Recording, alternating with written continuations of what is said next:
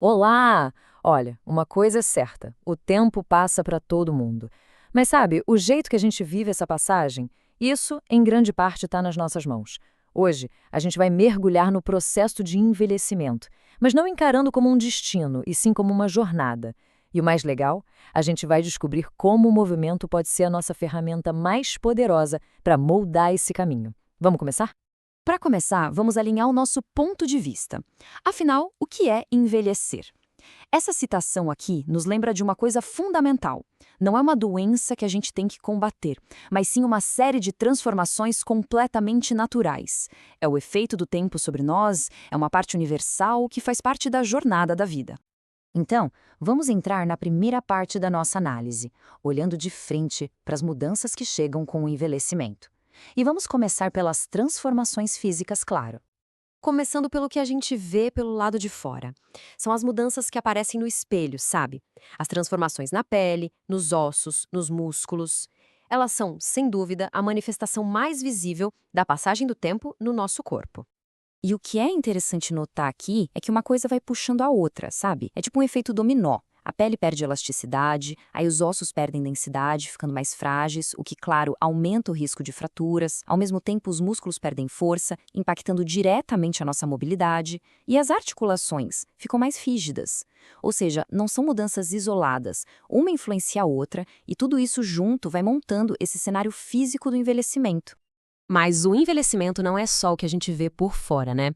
Agora vamos dar uma olhada para dentro e entender como os nossos sistemas internos também se modificam com o tempo. E olha só como o efeito dominó continua aqui dentro. O coração pode mudar de ritmo. Os vasos sanguíneos, que são como as estradas do nosso corpo, ficam mais rígidos. E isso, claro, mexe com a pressão arterial. Os pulmões perdem um pouco da capacidade e até o sistema digestivo dá uma desacelerada. É uma transformação que acontece no corpo todo, em paralelo. Agora, vamos mudar o foco para a nossa central de comando, o cérebro, e também como a nossa percepção do mundo, através dos sentidos, vai se adaptando com o passar dos anos. Como será que isso funciona? O processamento das informações pode ficar um pouquinho mais lento. E a memória, bem, às vezes ela nos prega umas peças.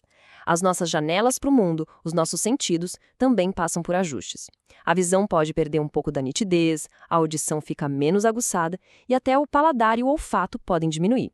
E isso muda a forma como a gente experimenta algo tão simples e gostoso como uma refeição. Tão importante quanto o corpo e a mente é o nosso bem-estar emocional. Essa é uma parte super importante da experiência de envelhecer que muitas vezes a gente acaba deixando de lado. Pensa bem, lidar com todas essas novas realidades pode acabar gerando estresse, ansiedade, e isso nos leva a um dos maiores desafios emocionais, o isolamento. Aquela tendência de se afastar do convívio social, talvez para evitar desconfortos, pode criar um ciclo bem perigoso, que alimenta a solidão e impacta e muito o nosso bem-estar mental. Ok, a gente já entendeu os desafios, mas é exatamente aqui que a história muda de figura. Chegamos a um ponto de virada, um momento em que a gente para de só observar e começa a agir. E essa virada é capturada de um jeito perfeito nessa frase. É quase um chamado para a gente não aceitar as mudanças de forma passiva, mas sim para se levantar, sacudir a poeira e tomar as rédeas da própria saúde. E é aqui que a gente apresenta a grande solução, o movimento. Vamos ver agora como a atividade física se torna a ferramenta mais importante para ter uma qualidade de vida melhor.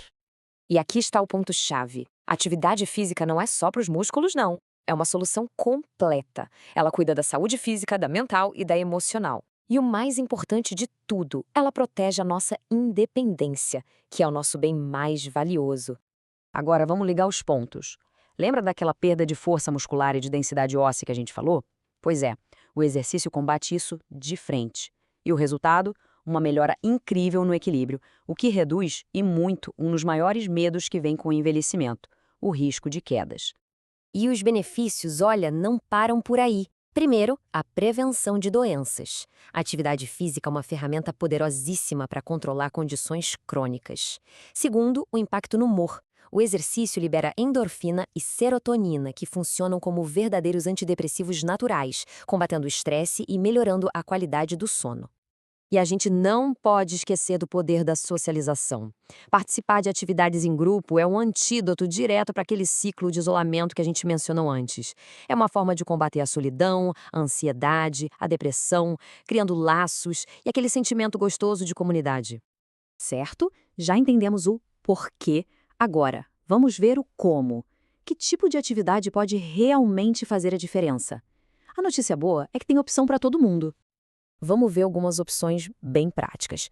A caminhada é o ponto de partida perfeito. Simples, acessível e muito boa para a saúde do coração. A dança é pura alegria em movimento, que trabalha o corpo e a mente enquanto a gente socializa. E práticas como yoga e tai chi são quase uma meditação em movimento, com foco total em flexibilidade, equilíbrio e paz interior. Esse slide aqui resume tudo de um jeito bem visual. Se o objetivo é a parte aeróbica, a caminhada é uma grande aliada. Para coordenação e alegria, dança. E para flexibilidade e equilíbrio, yoga ou tai chi. O mais importante é encontrar algo que dê prazer, que se encaixe na rotina para transformar o movimento num hábito. E com tudo isso em mente, a gente vai chegando ao final. Mas, em vez de dar uma conclusão fechada, vamos terminar com uma reflexão. Vamos só reforçar um fato que é simples, mas ao mesmo tempo profundo. Envelhecer é inevitável, faz parte da nossa existência, não tem como fugir. E aqui vem a primeira pergunta para a gente pensar. Sabendo de tudo isso, tendo o poder do movimento nas mãos, como é que cada um de nós deseja viver esse processo? Com passividade ou com protagonismo? E para fechar, a pergunta talvez mais profunda de todas. Com as ferramentas para manter a saúde e a independência, o que realmente significa ser uma pessoa idosa hoje em dia? Talvez seja a hora da gente redefinir essa fase da vida, não pelo que se perde, mas por tudo que se pode continuar a viver e a construir.